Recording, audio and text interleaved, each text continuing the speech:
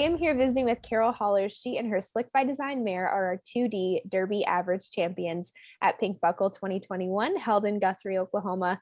Carole, I love the story of you and this mare. She's one that you've raised, but you don't just run barrels on her. Tell us what else she does when she's not in the barrel mode. Well, I have been breakawaying on her for about a year and a half. Last summer, I didn't get to rope on her at all because I got hurt.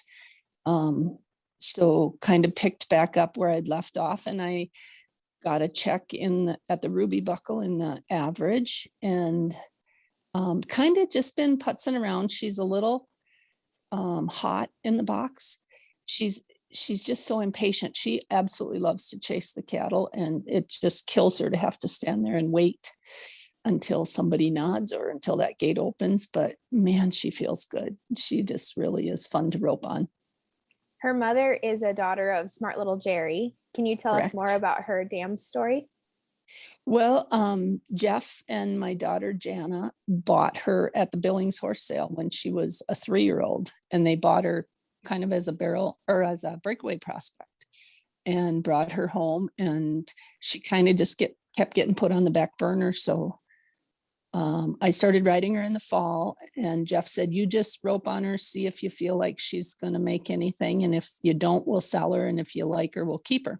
So we kept her through the winter, and I had just been trotting her around the barrels as a warm up every day. And then in the spring, I got back on her and started trotting around again. And I'm not kidding you, about the 10th time I went around those barrels, you literally could feel her just go, oh my gosh, we're going the same way every time. I know what to do. And from then on, just rolled on with it. So I futuritied her and won a little at the futurities. And the following year, when she was a 6-year-old, I won the reserve barrel race in South Dakota Rodeo Association. I won the finals average. I won the all around that year because of her.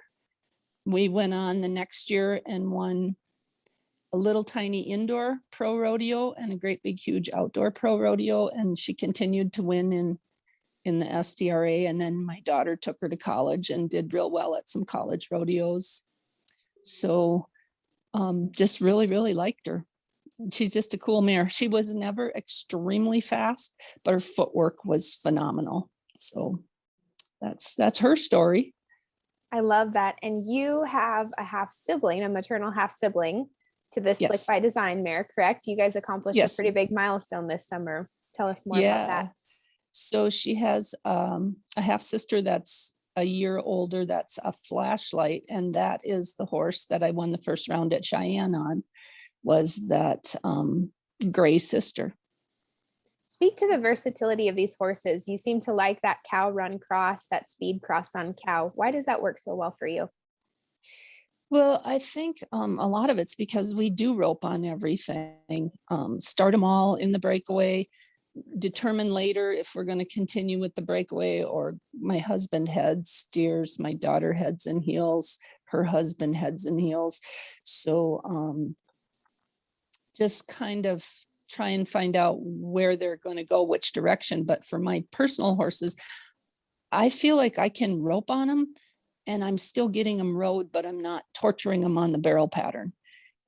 When I here at my house, I usually have one barrel set up down in the corner, and just part of the warm up, I lope around that one barrel. In fact, last week I had not been around the barrels for 2 weeks, and we were roping on, and I finally got off and set that barrel up, and I told the girls, I said, I maybe better lope around the barrel a little bit, seeing as I'm going to the Pink Buckle.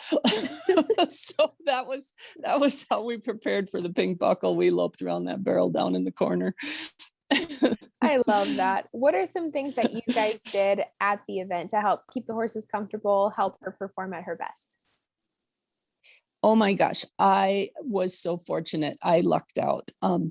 Made a last minute call to find a place to keep them, and ended up, as we were chatting, she said, well, I have a 2-acre pasture, because I was just going to be there for a couple of days. She said, I have room for you. Just come, we'll make room. And then she said, well, I have a 2-acre pasture.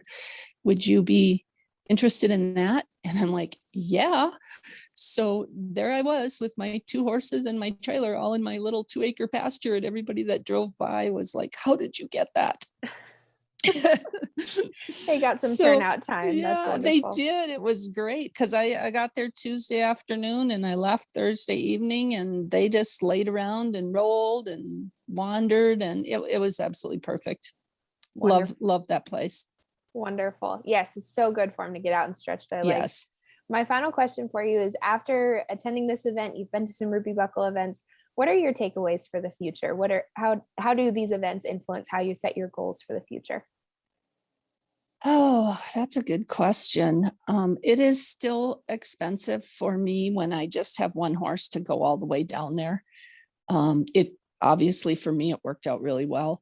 I got a great check and I still have a chance to get another check in the open and the owner rider. We are so thrilled for you. Thank you so much for coming. We're happy you did come and glad it worked out great. Took home a great check. And thank you for making time for this interview. Thank you, Kelly.